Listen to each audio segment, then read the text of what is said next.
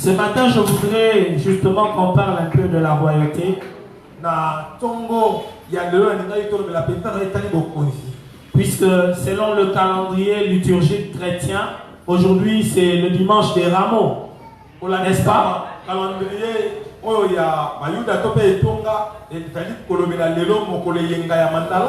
Bon, il y a des choses que nous faisions ou que certains faisaient lorsqu'ils étaient à l'église catholique.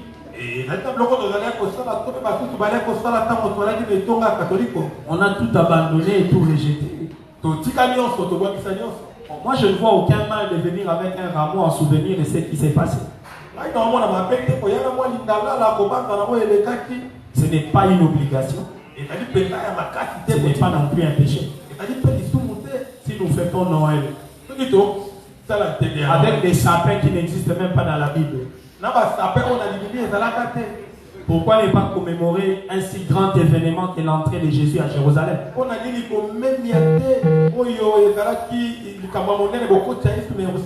Donc ne trouvez pas tout comme tabou et puis ne jetez pas et l'enfant et l'eau du bain, ne jetez pas tout.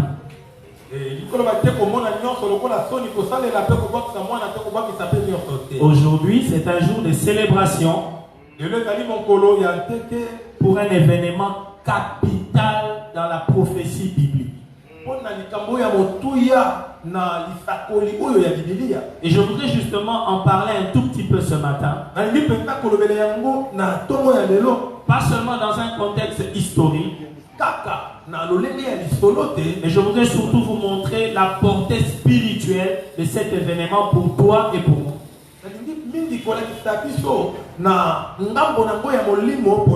Parce que n'oublions pas, tout ce que Jésus a fait, il l'a fait pour nous. Si Jésus est né, c'est pour nous. Et la manière dont il est né est pour nous un enseignement.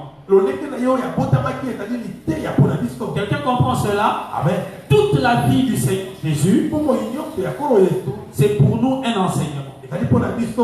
Et nous devons en tirer toutes les conséquences nécessaires. Si Jésus est allé à la croix, c'est pour nous. Si on l'a transpercé au flanc, c'est pour nous. On n'a pas trouvé l'œil, on a transpercé seulement au flanc ici. Pourquoi? Parce qu'il est le second Adam. Le premier Adam, on lui a aussi perforé le flanc pour faire sortir une côte. C'est avec cette côte qu'on lui a fait une épouse, Ève. Il fallait que toi et moi, en tant qu'église, épouse de Jésus, que nous sortions aussi de la côte du second Adam. Et vous savez que c'est Ève qui a fait pécher Adam. Voilà pourquoi le second Adam a pris des précautions en avance. Au moment où on le transperce le flanc, l'eau et le sang coulent pour purifier d'avance, laver d'avance cette épouse.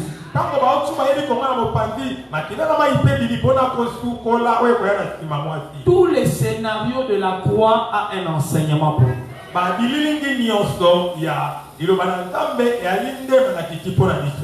Je suis un peu pressé de vous donner la matière du séminaire qui commence mercredi.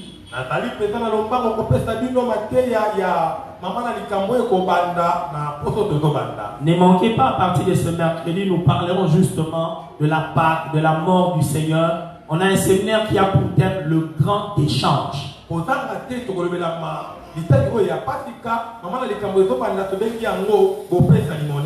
comprendrez l'échange qu'il y a eu entre Christ et nous, c'est-à-dire toutes les conséquences, les bénéfices qui découlent de la croix de Christ. Mais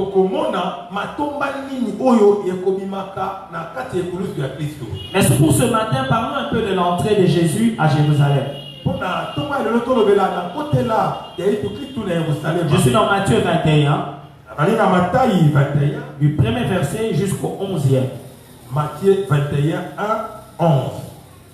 Prenons nos Bibles et ouvrons-les dans Matthieu 21 et nous allons commencer au premier verset. Matthieu 21, Verset 1 kilo na 11e. Si vous avez trouvé, nous lisons au nom du Seigneur Jésus. Amen. Lorsqu'ils approchèrent de Jérusalem et qu'ils furent arrivés à Bethphagée, dans la montagne des Oliviers, Jésus envoya 2 disciples en leur disant: allez au village qui est devant vous. Vous trouverez aussitôt une ânesse attachée et un ânon avec elle. Détachez-les et amenez-les-moi.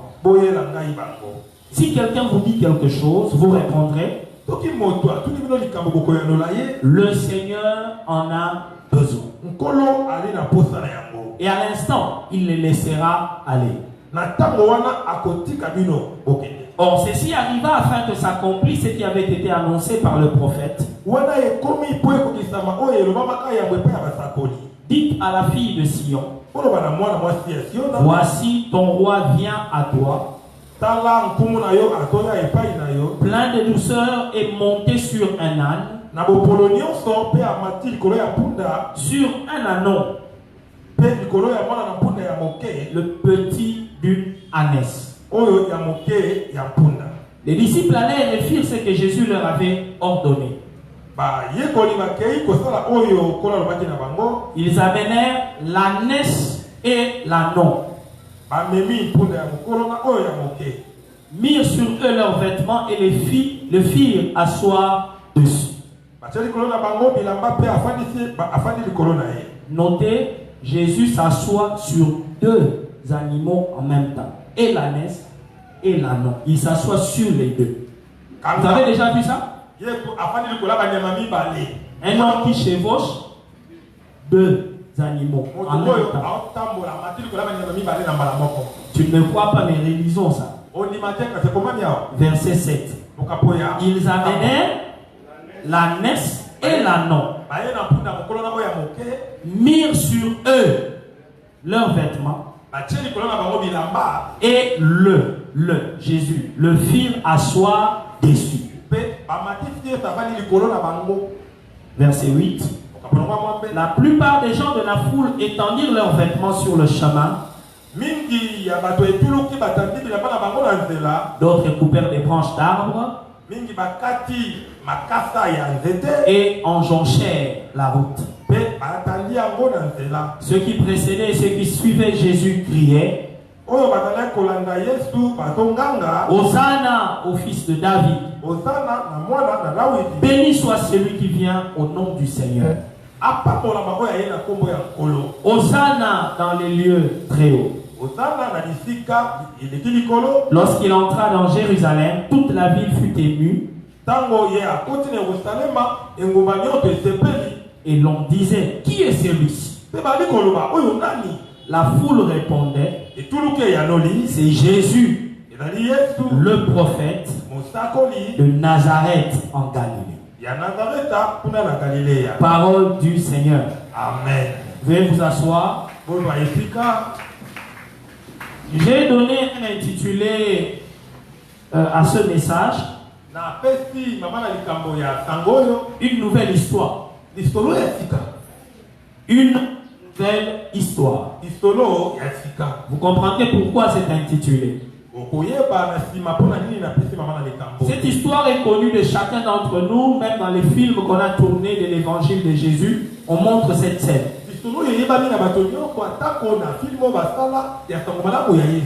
Et je l'ai dit ici au commencement que tout ce qui arrive dans la vie de Jésus a une conséquence ou encore un impact dans notre vie en tant que chrétien.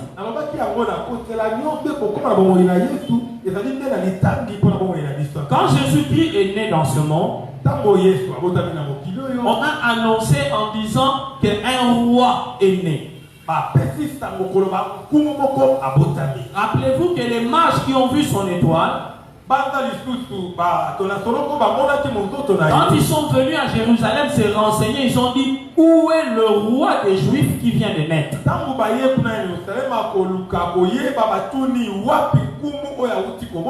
Jésus est né sous l'étoile d'un roi. Et entre guillemets, je voudrais dire à chacun d'entre nous que ton étoile détermine ta destinée. Tout être humain qui vient dans ce monde a une destinée préétablie par Dieu. Et Dieu écrit toujours notre destinée dans les étoiles. Je ne parle pas seulement des étoiles visibles que tu vois ici la nuit, mais je parle des étoiles du zodiaque.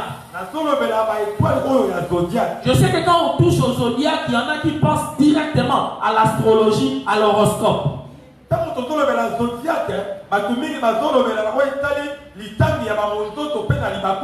Mais pour ton information, le zodiaque est une notion biblique. C'est Dieu qui a créé le zodiaque.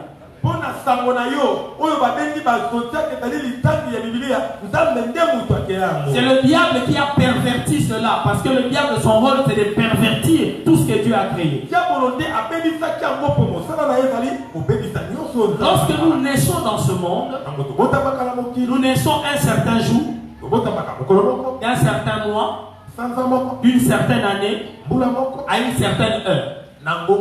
Et au moment où tu nais dans une planète qui existe dans un univers. Et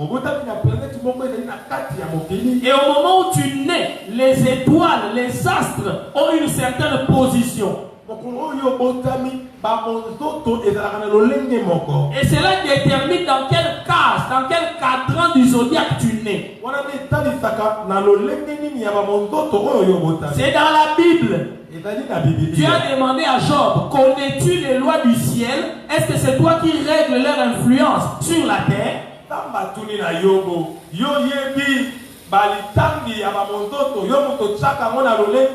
Le ciel que tu vois là, c'est tout un livre. Dieu a écrit notre destinée dans les étoiles.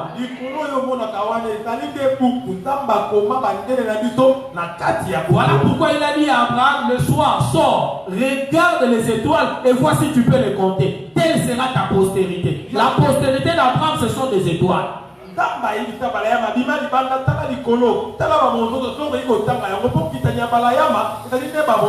Tu es une étoile qui m'entend ce matin. Le monde a récupéré ça. Le diable et ses enfants s'appellent des stars.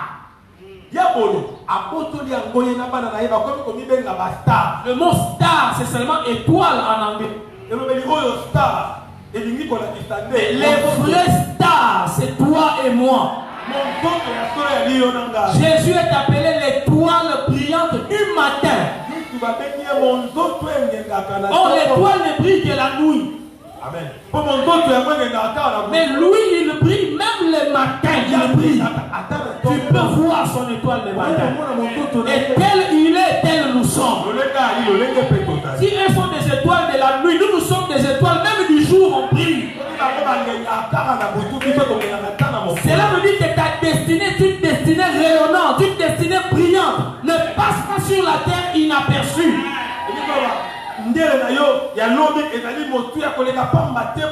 Est-ce que je parle à quelqu'un? Ne passe pas sur la terre inaperçue. Tu dois laisser des traces. Il faut qu'il y ait des gens qui voient briller. Moi, des fois, je ne comprends pas les chrétiens qui se plaignent des circonstances difficiles de leur vie. Les étoiles brillent la nuit. Quand rien ne passe, ton moment, toi, de briller. Est-ce que je parle à quelqu'un? Oh non, au Congo, la vie est difficile. C'est les ténèbres qui sont au Congo. Donc, c'est le moment où les étoiles doivent briller. Ne te plains pas des difficultés de l'environnement dans lequel tu es. Profite de chaque occasion. Tu es une étoile, brille. Jésus était une étoile déjà à sa naissance. Et sur son étoile, il était écrit Roi des Juifs. C'est magnifique. Les hommes ne le savaient pas, mais les magiciens occultistes le savaient. Un bébé qui vient de naître et ces gens disent où est le roi qui vient de naître. Attention, les occultistes peuvent détecter l'étoile de votre enfant à la naissance. À la naissance d'un enfant, il y a toujours deux camps, les ignorants et les initiés.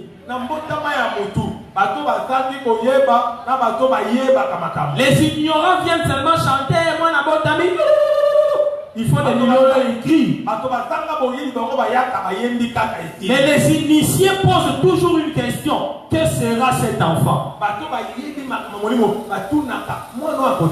Et il y en a dès la naissance de l'enfant. Il cherche déjà à tripoter son étoile, à voler son étoile. Parce qu'on peut voler l'étoile de quelqu'un.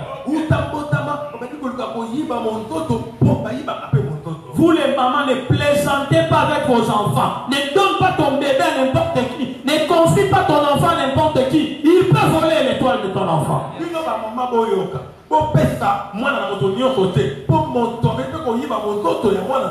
Quand les mamans vous dit, à votre avis, on a volé quoi dans Moutou? Pourquoi on ne vole jamais la main? Pourquoi on ne dit jamais la moi dans le col? On vole la tête. Mais tu regardes la tête de ton enfant et là, on vole quoi? Parce que l'étoile de quelqu'un spirituellement est affichée sur la tête. Amen. C'est ce qui se passe dans l'occultisme. Alors faites attention aux gens là qui disent bah, il y a au moins une étoile. En réalité, ils veulent créer l'occasion pour voler.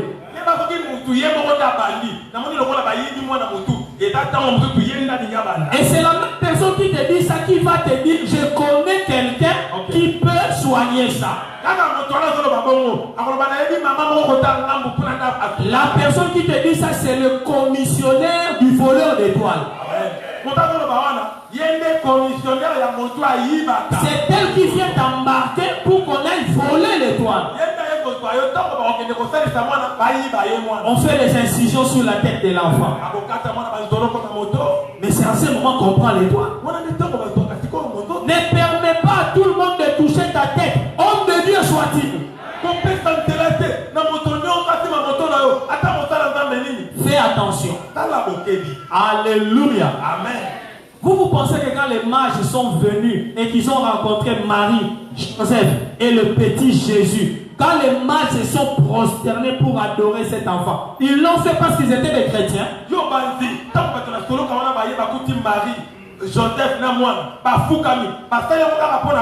Ils n'étaient pas des chrétiens. Ils n'étaient pas des croyants. Moins encore des juifs. La Bible dit qu'ils sont venus de l'Orient. Dans l'occultisme, il n'y a que deux temps. Si tu n'es pas oriental, si tu n'es pas chez les orientaux, tu es chez les Égyptiens. Et Jésus a frappé les deux camps pendant qu'il était encore bébé. Amen. Les occultes orientaux sont venus.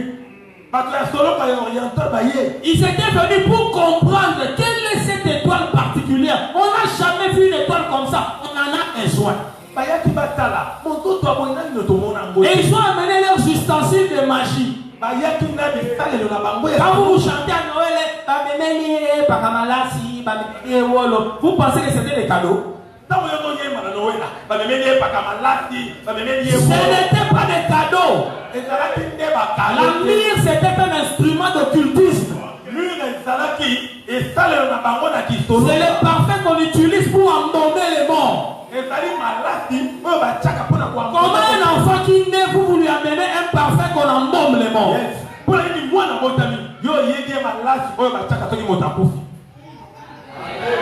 Et c'est ce que je vous dis, c'est difficile, ça complique la logique. Ça dérange ta tradition chrétienne.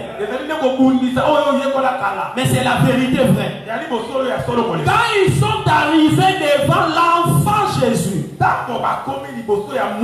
son étoile les a obligés à se prosterner et à remettre les objets de leur occultisme. Parce que la royauté, c'est un pouvoir de domination. Quand tu as la royauté, les gens vont eux-mêmes se soumettre devant toi sans que tu les demandes. Les gens vont même eux-mêmes te donner des choses sans que tu leur demandes. Eux-mêmes, comme ils étaient devant le roi, ils ont fléchi, ils ont ouvert leur sac et ils ont remis pour dire nous te reconnaissons. Tu es supérieur à nous. Appelle les rois mages. En grec, magoi, magicien. Donc ils étaient des rois mais magiciens. Maintenant ils ont rencontré un roi divin. Ils ont dit notre royauté à nous ne peut que fléchir devant ta royauté à toi. C'était un rapport de force. Est-ce que quelqu'un peut me dire un bon amen? Amen. Vous remarquerez qu'après ces rois mages, un autre roi, Hérode, a cherché aussi à tuer Jésus. Comment un enfant qui vient de naître ne sait pas que contre les rois?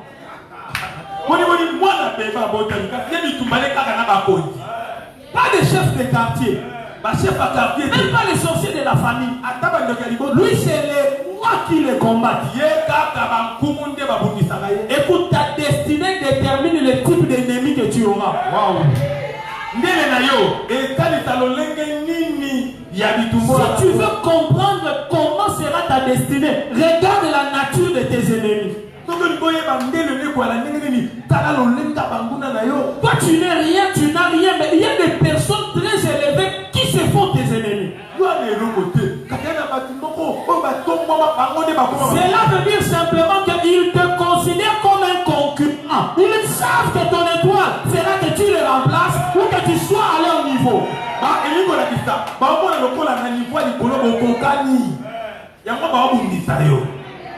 Hérode cherche à tuer Jésus. Bébé Jésus. Mais avec une destinée de roi. Vous savez comment? Dieu épargne le bébé Jésus, l'envoie en Égypte. Ensuite, il tue Hérode. Et puis il dit à son père là-bas, Joseph, prends l'enfant, tu peux rentrer en Israël. Ceux qui voulaient à sa vie sont morts.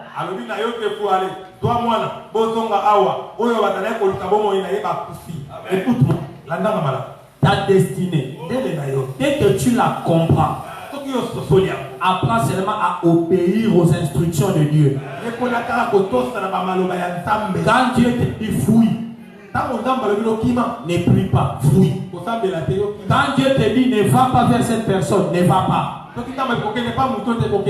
C'est ça qui va déterminer l'implication de Dieu dans tes combats pour préparer ta destinée. Est-ce que je parle à quelqu'un? Parce que Dieu connaît ta destinée mieux que toi. Tu vois, toi tu joues avec ta vie parce que tu ne sais pas à quoi tu es appelé. Alléluia. Si tu ne sais pas à quoi tu es appelé, quelle est ta destinée, tu peux même jouer avec ta vie.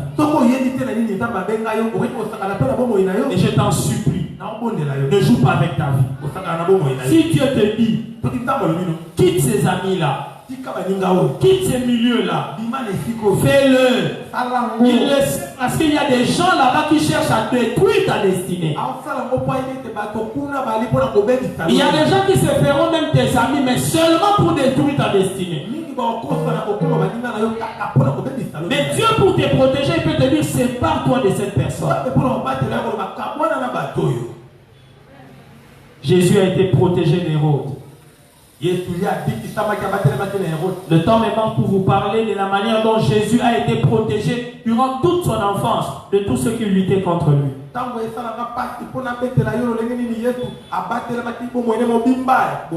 Mais la chose qui est intéressante ici, Jésus a une destinée de roi, Mais il va naître dans une famille pauvre.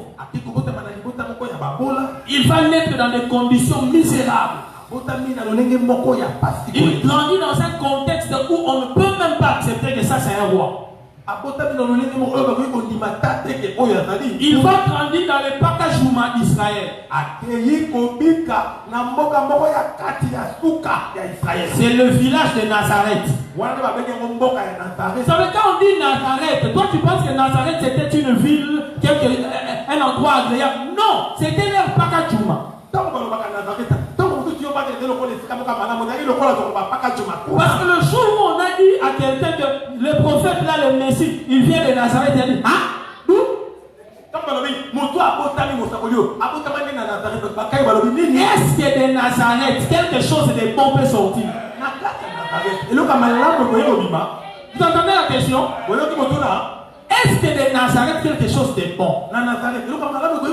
Dieu, c'est un Dieu de contradiction. Il te colle une grande destinée, mais il te crée une histoire. Amen. Et ton histoire peut ne pas commencer dans le contexte de ta destinée. Ton histoire peut commencer dans un contexte de bassesse, de misère, d'inutilité, mais Dieu te crée une histoire. Alléluia. Amen. Regardez. Jésus est né dans quelle ville? Où? Oh, répondez, non? À Bethléem.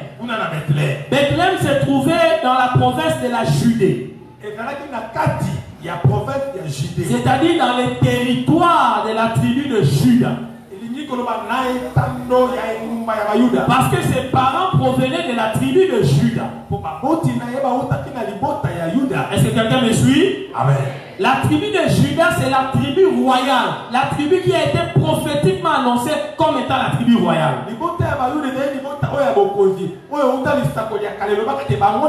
Tous les rois d'Israël étaient censés sortir de Juda. Et Jésus est né à Bethléem seulement pour accomplir cette parole-là, qu'on sache qu'il est de la tribu de Juda. Bethléem, en passant, c'était la ville où David aussi était né. Donc quand Dieu fait que Jésus naisse à Bethléem, ce n'est pas par hasard. Il crée un lien avec Jésus et David.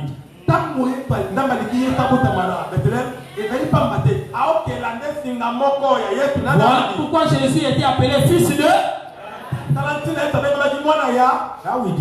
Mais quelqu'un qui est né à Bethléem, au lieu de grandir à Bethléem, dans la ville royale, dans la province royale, Dieu l'envoie grandir à Pakadjo.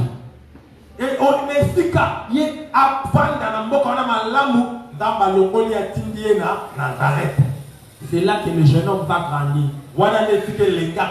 Dans des conditions bizarres. Son père, charpentier. Lui-même aussi, charpentier. Alléluia. Quand il faisait son métier de charpentier, si on disait aux gens que c'est le roi, on allait croire. Tu vois, même toi qui m'écoutes ce matin, si Dieu vient te dire qui tu es vraiment, selon ta destinée, tu peux ne pas croire. Il y a des gens qu'on a critiqués dans ce pays qui sont devenus des autorités. Quand on a fait sortir leurs photos du passé, tout le monde a crié.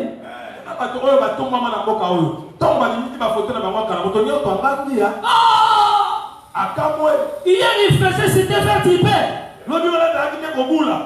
Aujourd'hui il y a l'autorité. La destinée fonctionne comme ça. Il ne faut jamais te moquer de quelqu'un. Tu ne connais pas sa destinée. Tu ne sais pas où il va finir. Le mot destiné rime avec destination. Si je suis encore pendant mon voyage, tu ne connais pas ma destination. Ne te moque pas de moi.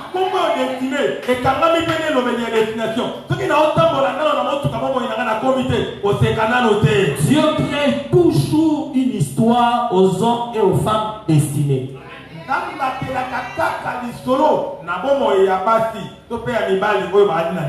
Jésus grandit. Finalement, il commence son ministère. Quand Jésus commence son ministère, il n'est pas connu comme roi. Il est connu comme prophète. Est-ce que quelqu'un me suit? Il était charpentier. Il commence le ministère. Prophète. Quelqu'un qui parle de la part de Dieu. Il commence pas comme roi. Écoutez-moi bien aimé. Surtout vous qui êtes appelés au ministère. Même si Dieu t'a appelé à régner, tu ne commenceras jamais le ministère en régnant. On commence toujours en servant. Et on finit en régnant. C'est un principe. Tous ceux qui commencent directement par régner, ils finissent mal. Pose la question à Adam. Il n'est pas né bébé. Il est né directement adulte. On te crée directement adulte. Et puis immédiatement tu as envie de te marier. Il ne pouvait jamais réussir ce gars. Impossible. Voilà pourquoi le second Adam, Dieu lui-même a corrigé le chemin. Il a dit non, le deuxième doit être. Quelqu'un ne peut pas dominer sur toute la terre sans que lui-même ait d'abord appris à soumettre à la domination et à l'autorité.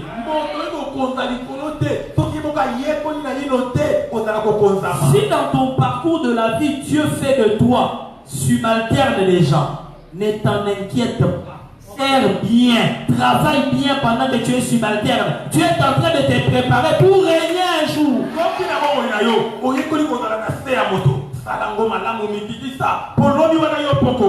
Même David, il a déjà été loin. Vrai ou faux? On l'a loin roi. Mais s'il a commencé directement à régner, il finit d'être loin. Papa qui a vu qu'on est loin, il dit rentre à forêt, va garder les brebis là. Il a pas dit va au palais là-bas parce que tu es devenu roi. Amen. Oh, il y a des jeunes de foi dans le ministère. Parce que le pasteur l'a vu prophétiser. On t'a vu imposer le même malade, il est guéri. Tu veux directement qu'on t'envoie à la chair.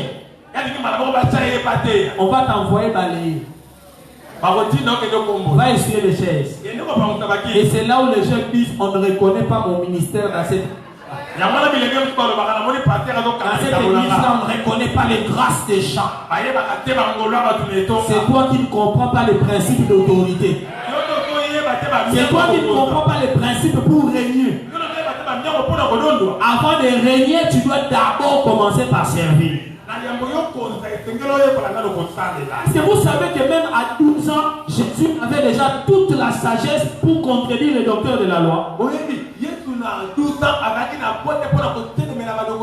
Les parents l'ont amené au temple. Quand il arrive au temple, sa destinée se révèle soudainement. Parce que quand tu es destiné à quelque chose, même pendant que tu es païen, il y a des sursauts de la destinée. Quelqu'un qui est appelé à être prophète, même qu'il est païen, il peut avoir déjà des révélations tout en étant païen. Moi j'ai commencé à avoir des songes étant encore païen. Et quand je voyais un songe, je savais que c'est ça. Et j'étais païen. Les dons on est avec. Tout ça.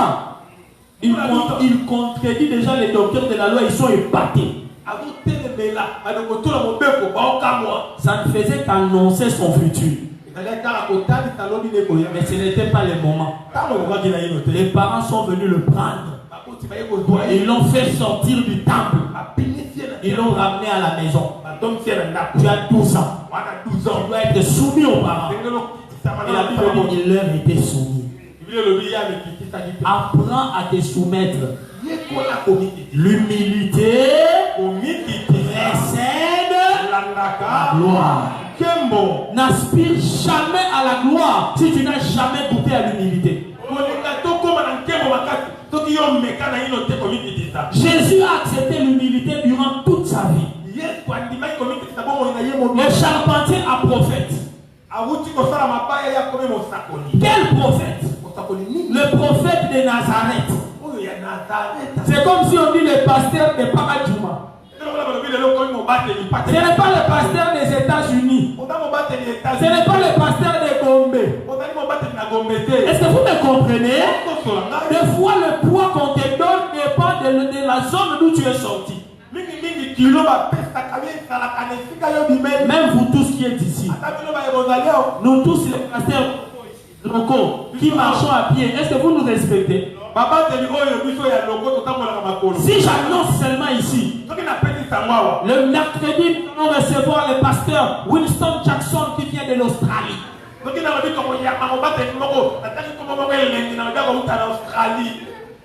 Mercredi.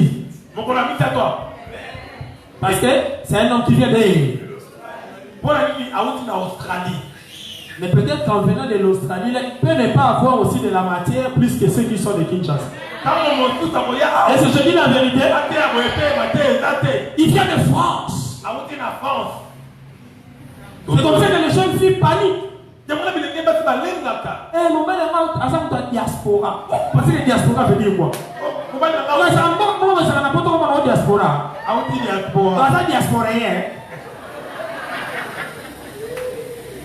Ça ne veut rien dire. Jésus, il avait une étiquette de bassesse. Prophète de Nazareth en Galilée. Prenez une carte d'Israël, regardez où se trouvait Galilée. C'est comme les Haut-Ouélé. Tu connais la province du Haut-Ouélé?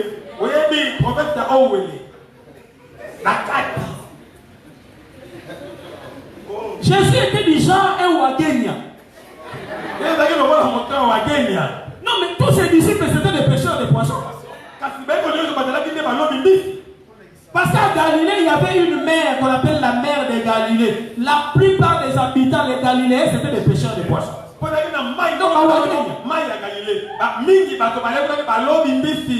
Maintenant, conférence à Kinshasa, donc à Jérusalem.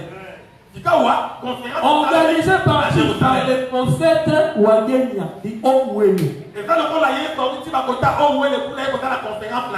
Vous pensez que les professeurs de l'Unikin vont venir écouter un gaillard qui n'a jamais étudié et qui vient du Haut-Ouélé?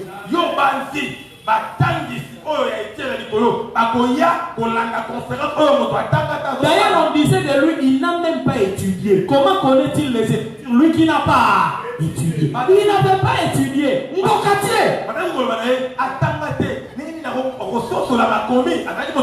Mais né sous une étoile de roi.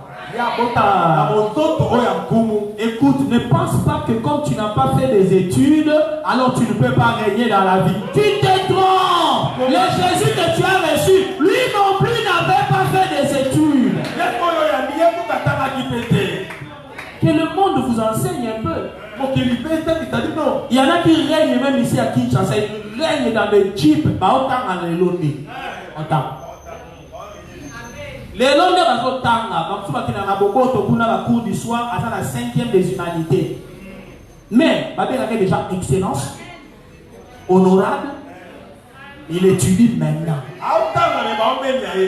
La destinée est têtue. La destinée ne dépend pas de quelle famille tu es né, quelles études tu as fait, où est-ce que tu es né. On s'en fout, Dieu s'en fout.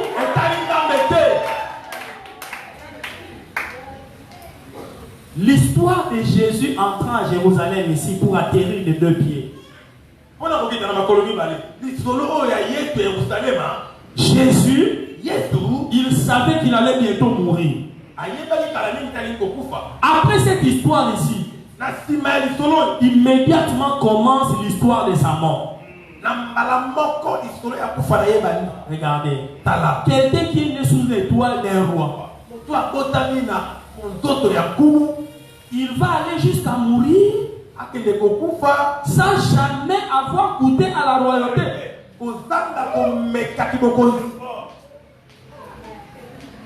Quelqu'un me capte? Non, je rebobine un peu. Jésus, il a compris. Pour sauver l'humanité, je dois accepter la mort que le Père me propose. Autrement dit, je dois renoncer à ma royauté afin de mourir comme un simple brigand, afin qu'eux deviennent des rois et des sacrificateurs. C'est déjà l'échange, on en parlera. Mais Jésus s'est dit,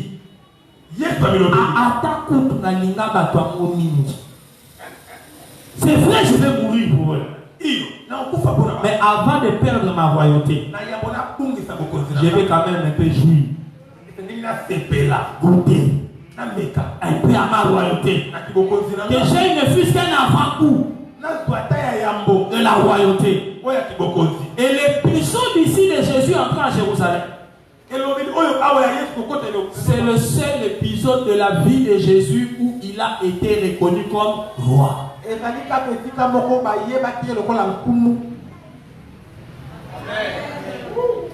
Jésus prend une décision.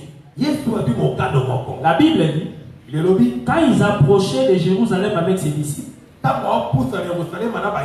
ils arrivent quelque part à côté de la montagne des Oliviers. C'est Jésus lui-même qui prend l'initiative. Ce ne sont pas les gens qui ont organisé son entrée. Lui-même organise son entrée comme roi. Et suivez bien les choses qu'il fait. Il appelle des disciples. Il dit, venez ici. Allez dans les villages là devant. Il dit, aussitôt que vous serez entrés, vous allez trouver une ânesse attachée avec un anon avec elle. L'anon, c'est le petit de l'ânesse. Et vous allez les trouver tous les deux attachés. Détachez-les. Amenez-les-moi. Si quelqu'un vous demande quelque chose, répondez seulement le Seigneur, autrement dit le maître, le Kurios, en a besoin. Il dit à l'instant, il le laissera aller. Question. L'âne là, l'ânesse là et l'ânon qui était attaché. C'était à Jésus. Répondez-moi. Qui a attaché cette ânesse et cet anon? C'était Jésus. Vous avez la réponse des religieux? Non. Si ce n'était pas son ânesse et son anon, donc Jésus. Vous voyez?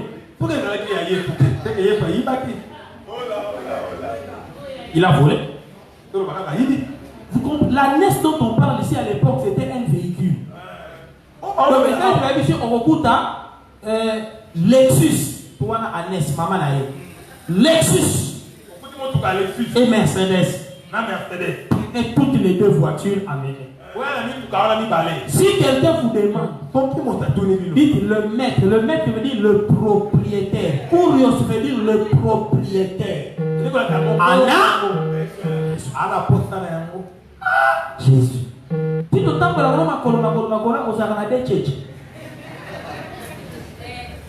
au Garango, la village quelque part à côté de Jérusalem.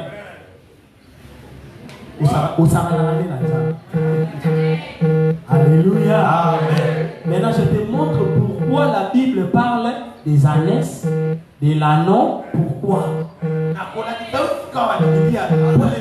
Pour te montrer que cette histoire a trait à la royauté. Pense à Saül. Comment Saül est devenu roi? Son père a perdu des ânesses. On a envoyé Saül, va chercher les ânesses de papa. Et quand lui il va chercher les ânesses, il rencontre Samuel.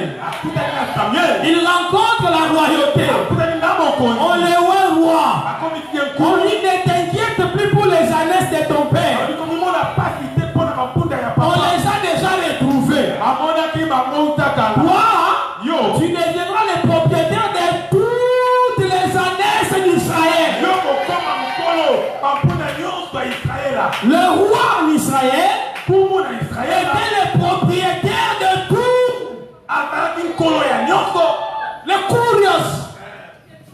Samuel avait posé la question à Saül. À qui appartiennent maintenant toutes les ânesses d'Israël ici? N'est-ce pas à toi et à la maison de ton père? Autrement dit, du fait que tu es un roi, tout ici en Israël t'appartient.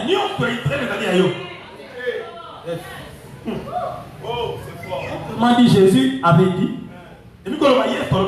détachez-les. Si on vous pose la question, répondez, le roi en a besoin. Amen. Occasionné to vandia. Ceux qui mourent quand ba kitia. Mourra. Ba yeka ba bemsi quand petit azo filma bemsi abi petit. Puis téléphone wana fachi atindi biso to zwako.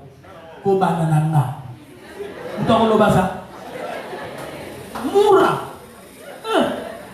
Munduki. Baka. Zonge la vision. Zonge la vision. Munduki. Le roi là. Comment il a posté la yango? Amen. Quelqu'un commence à comprendre? La Bible est interconnectée comme ça. Et vous savez quoi? Saül, en allant chercher les ânesses, il rencontre la royauté. Maintenant Jésus s'est dit, moi aussi, si je dois entrer en tant que roi, il me faut une ânesse et un ânon. Pas seulement un. Il m'en faut deux. Et tu comprendras pourquoi. La Bible nous dit, quand Jacob était en train de bénir ses enfants, alléluia, amen. Dans Genèse 49, est-ce que quelqu'un peut ouvrir ça dans sa Bible avec moi? On va voir qu'est-ce que Jacob avait déclaré par rapport à la tribu de Juda.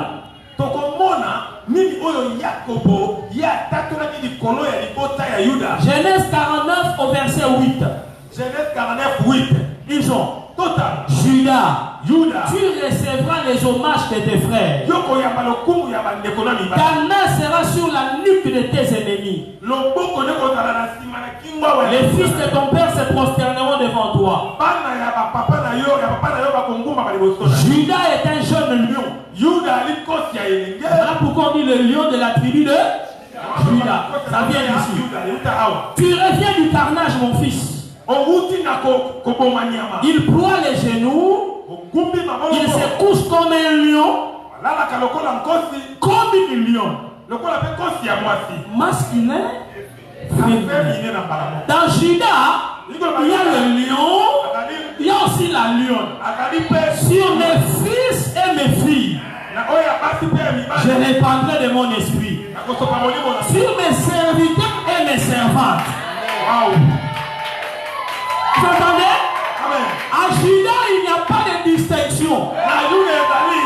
Tu peux être lion ou lionne. Si tu es de la tribu de Juda, tu es appelé à régner. Amen. Il se couche comme un lion, comme une lionne. Qui le fera lever? Verset 10. Le sceptre ne s'éloignera point de Juda, ni le bâton souverain d'entre ses pieds, jusqu'à ce que vienne le Shiloh et que les peuples lui obéissent. Verset 11. Suivez bien. Il attache à la vigne son âne. Et au meilleur, c'est le petit de son ânesse. Je suis dans Genèse. Je parle de Jacob. Ça veut dire Moïse n'est même pas encore né. David n'est même pas encore né. Ici, Jacob, prophète, il annonce. Il dit que Judas, il attache. Lui-même attache à la vigne son âne. Et il attache au centre le petit de l'ânesse. Quelle précision! C'est extraordinaire. Donc la Bible avait déjà prédit par la bouche de Jacob que le Shiloh, on doit les reconnaître aussi par l'âne et l'ânesse. Allons vite et tu vas comprendre. Zacharie 9. Le prophète Zacharie, au chapitre 9 de son livre, au verset 9, il dit ceci: sois transporté d'allégresse, fille de Sion, pousse des cris de joie, fille de Jérusalem. Voici ton roi vient à toi. Il est juste et victorieux. Il est humble et monté sur un âne. Sur un âne. On répète ça 2 fois. Pourquoi? Il est monté sur un âne. Sur un âne, le petit d'une ânesse. Donc, ce n'est pas un âne. C'est un âne qui est encore un nom petit. Voilà pourquoi il doit toujours être à côté de sa maman. Amen. L'ânesse avec son ânon. On dit le roi. Il vient monter sur un âne, le petit d'une ânesse. Jésus, quand il veut entrer à Jérusalem, c'est lui-même qui orchestre l'accomplissement de Zacharie 9 et de Genèse 49. Et c'est là que je suis en train de chuter. Il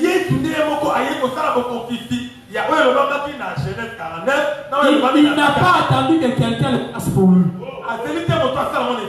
Lui-même, il a attaché son ânesse et l'âne. Alors il envoie, il dit allez les détacher, amenez-les-moi. Autrement dit, moi je dois entrer dans ma royauté. Comme je suis né roi, je dois manifester ma royauté avant de mourir. Je vous épargne les détails parce que mon temps est fini. Qu'est-ce que je veux dire par là? Frères et sœurs, tu es né sous une étoile, sous une destinée. Refuse de mourir sans entrer dans ta destinée, sans entrer dans ta royauté. Refuse. N'accepte pas de passer sur cette terre sans un jour jouir des honneurs. Parce que dans la tribu de Judas, il est dit: Judas, tu recevras les hommages de tes frères. Tous ceux qui sont de la tribu de Judas sont appelés à goûter à l'honneur. Ils sont appelés à être honorés par les gens. Alléluia. Ça fait partie de notre ADN, l'ADN de la tribu de Judas. Il y a ADN, il y a Obatana Libote, Yuda. Alléluia. Amen. Je suis content de voir mon fils. Viens juste devant moi ici. Nous étions avec lui à l'hôtel Béatrice dernièrement. Et j'ai vu des grands-papas plus âgés que lui. Un modérateur qui dit: maintenant nous allons assister à l'entrée du président national des étudiants de la RD Congo.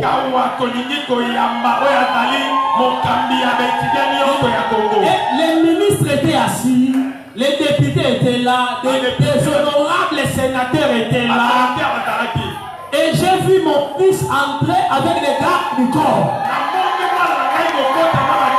Et quand il entre, c'est tout le monde qui acclame, y compris les députés. Et le modérateur qui est plus âgé que lui était en train de dire: continuez à acclamer, continuez à acclamer. Nous tous on était assis en bas. C'est lui qui était sur le trône là-bas, sur le podium, il est assis. Maintenant nous allons écouter le discours du président national des étudiants du Congo. Ah, quelle fierté! Et quand je regardais, je dis: c'est ça, c'est ça! C'est ça notre nature! C'est ça que nous sommes! Un jour, il faut que toi aussi tu sois honoré comme ça! Que tu laisses ton nom dans les annales de ce pays! C'est notre ADN! Et le jeune homme m'a fait quelque chose. Je ne sais pas s'il m'a compris ce qu'il m'a fait. Mais tout le monde m'a laissé là. Quand il fallait prendre la photo, il dit au modérateur: appelez aussi l'excellence Patrick Yeli pour qu'il prenne la photo. Il a dit l'excellence. Et j'entends le modérateur qui dit: nous appelons aussi l'excellence Patrick Yeli pour venir prendre une photo avec les autorités.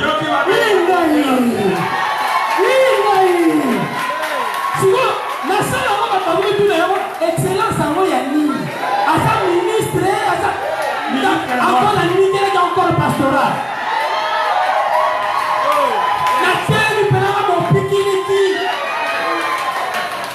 Parce que moi, dans mon encore pastoral, m'a dit excellence. Il a dit excellence, ça va y aller non. Quand sa ministre, je suis ministre de Dieu. Ah, peut-être ça arrive bien. Continuez, Momo. Naya pernah quand la télé mi petit. On a senti la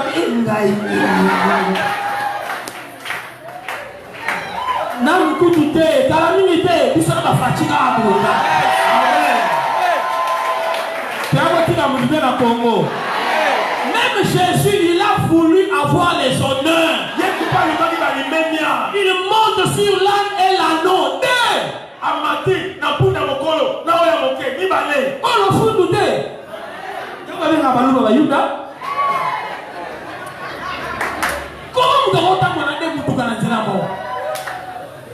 il faut savoir l'amour.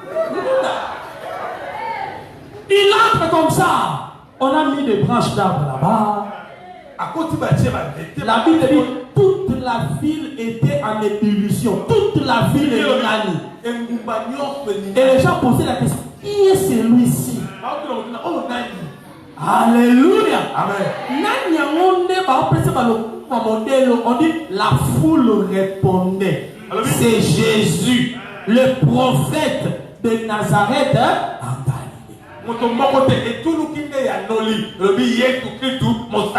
Galilée. Il faut qu'on te connaisse dans une position de gloire et de royauté.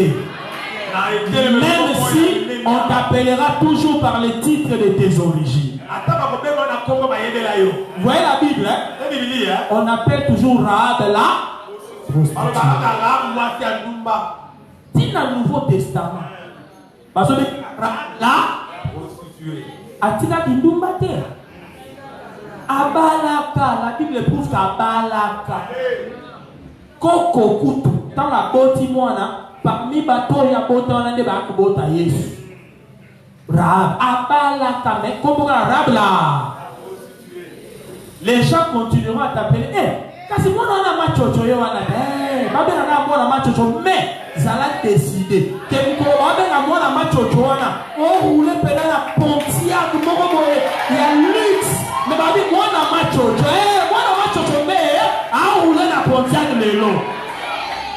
Aussi fait comme moi, elle a Christ à mon côté, moi à ma church. Pour que les gens comprennent où Dieu t'a pris pour te faire entrer dans la gloire. Et c'est ça que j'appelle une nouvelle l'histoire de ta misère, de ta peut s'arrêter, ne fût-ce que pour un moment, afin que tu goûtes aussi à l'histoire de ta gloire.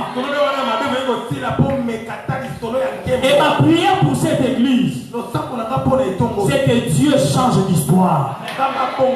Mais qu'il crée aussi pour toi une histoire comme cette histoire, que tu entres dans la gloire, que tu entres dans une position de royauté. Est-ce que tu peux acclamer le Seigneur? Lève-toi avec moi et nous allons prier.